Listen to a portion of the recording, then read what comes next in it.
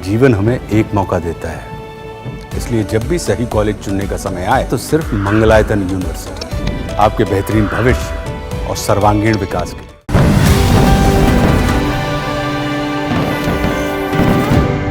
Samajwadi party से निष्कासित पूजा पाल ने समाजवादी पार्टी पर अब एक बड़ा हमला बोल दिया है। उन्होंने कहा कि माफिया अतीक अहमद का नाम सदन में लेने की सजा के तौर पर ही उन्हें पार्टी से बाहर निकाला गया है। पूजा पाल ने अतीक अहमद पर बोलने के चलते पार्टी से निकाले जाने के सवाल पर कहा कि ये बिल्कुल इसे कह सकते हैं। उत्तर प्रदेश में अच्छे शासन के लिए कई बार सीएम योगी की प्रशंसा कर चुकी है। पूजा पाल ने कहा कि मैंने सदन में मुख्यमंत्री योगी आदित्यनाथ का आभार प्रकट किया। सदन में पहली बार माफिया अतीक अहमद का नाम लिया, जिसकी वजह से उन्हें पार्टी से निष्कासित कर दिया गया। आपको बता दें कि उत्तर प्रदेश में पूजा पाल समाजवादी पार्टी की चायल सीट से विधायक हैं, लेकिन सदन में जैसे ही उन्होंने मुख्यमंत्री योगी आदित्यनाथ की तारीफ की और अतीक अहमद के एनकाउंटर का जिक्र किया तो सपा नाराज हो गई।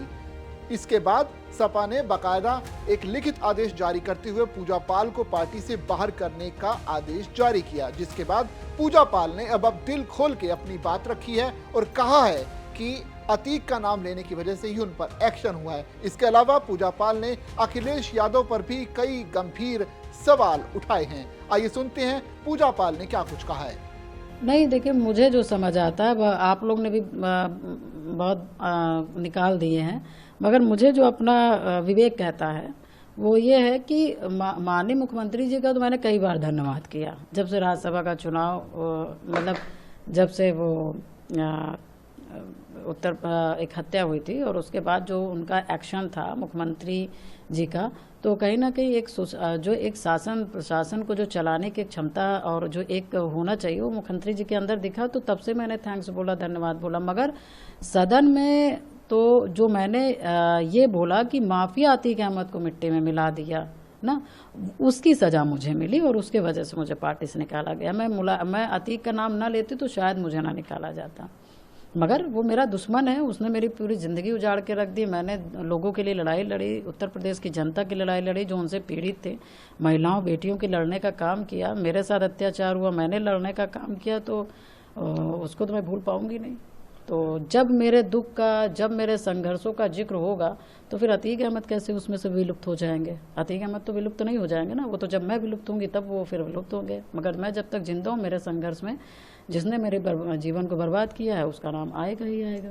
पहले की सरकार में अब की सरकार में इतना अंतर है कि उत्तर प्रदेश में एक विधायक की हत्या होती है और वो विधायक की हत्या होती है और उसके बाद उस विधायक की डेड बॉडी नहीं मिलती है।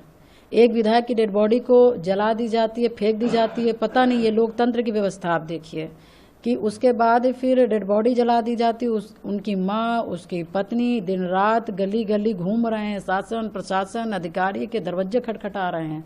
उसके बाद भी मतलब कि अंतिम दर्शन करने का भी एक मौका नहीं दिया जा रहा है। और उसके बाद फिर क्या कहते हैं, जनता भी त्राहीमाम जनता भी जितना अपना आक्रोश दिखा सकती है कि सिर्फ राजू पाल को हमको एक बार दिखा दो।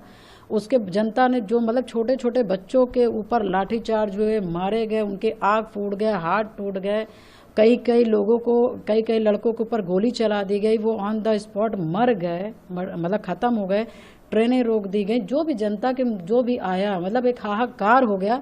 उसके बावजूद भी एक विधायक की हत्या होने के बावजूद भी मतलब कि जनता हाहाकार कर रही, उसके बावजूद भी मारने वाले के घर से एक को भी इनकाउंटर नहीं करते हैं और एक को भी सजा नहीं मिलता है। और हत्या के इतने साल 17-18 साल होने के बावजूद भी कुछ नहीं होता है।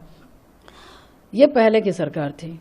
और आज की सरकार की मैं बात करूं तो एक नॉर्मल सा, एक कॉमन सा व्यक्ति मरा, उसकी हत्या होती है और हत्या होने के बाद फिर यही मुख्यमंत्री जी हैं जो उन्होंने एक जो मुख्यमंत्री जिस तरह से होने चाहिए, शासन प्रशासन में जो अपना एक पकड़ रखना चाहिए ना, एक सुशासन दिखाना चाहिए, उन्होंने एक नॉर्मल आदमी मरा, एक आदमी की हत्या हुई और उन्होंने जिन लोगों ने हत्या की थी, माफिया का बेटा था, माफिया का पुत्र था, उसके बावजूद भी कुछ भी ना सोचते हुए ना डरते हुए उन्होंने इतना बड़ा कदम लिया कि माफिया के लड़के का भी इनकाउंटर कराने का काम किया। तो ये परिवर्तन नहीं है, मैं मानती हूँ कि ये बहुत बड़ा परिवर्तन है।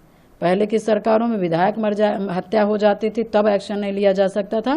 आज के डेट में एक नॉर्मल व्यक्ति की भी हत्या हो जाती है तो इनकाउंटर होता है, नहीं हो पाता है, नहीं पकड़ पाते तो हाफ इनकाउंटर होता है कि नहीं। और क्योंकि आप जिसने हत्या की, जिसने गोलियां चलाई, जिन्होंने मर्डर किया, उनको आप सजा नहीं दे पाएंगे तो कहीं ना कहीं उनका जब वह बल है, उनका जो मनोबल है वो बढ़ता है। वो एक कांड करने के बाद दूसरा कांड करने के बाद तीसरा कांड, क्योंकि उस कांड में वो सफल होते जाते हैं।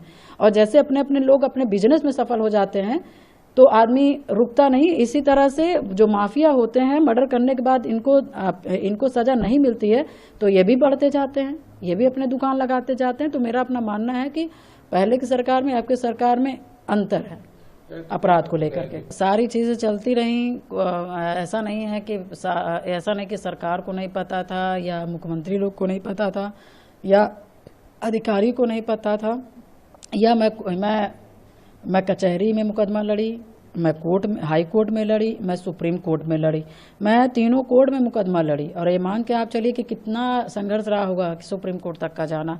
तो ऐसा नहीं, जानकारी सबको सब थी।